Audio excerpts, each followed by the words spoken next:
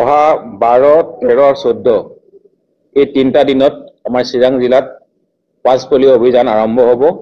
ইয়াত সৰ্বমুঠ 400টা আমাৰ বুথ থাকিব। টোটেল ৱৰ্কাৰ্ছ পাৰ ডে আমি 1538 গৰাকী আমি ব্যৱহাৰ কৰিম আৰু বুথ ছুপাৰভাইজাৰ থাকিব 80 জন। প্ৰথম দিনা 12 তাৰিখৰ দিনা ইনষ্টিটিউচন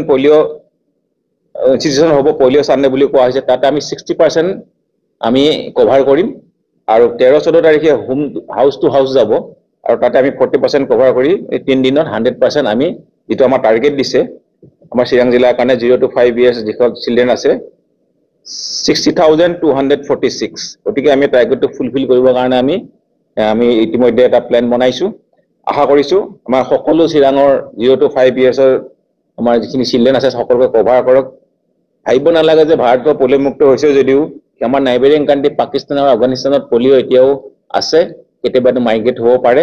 গতিকে সকলোৱে কম্পালসৰি হিচাপে পলিঅ' লোৱাটো আমি জিলা প্ৰশাসন তথা স্বাস্থ্য বিভাগৰ পৰা আমি ব্যৱস্থা গ্ৰহণৰ কাৰণে আগবাঢ়িছো। গতিকে সকলোৰে সহযোগিতা আমি কামনা কৰিছো।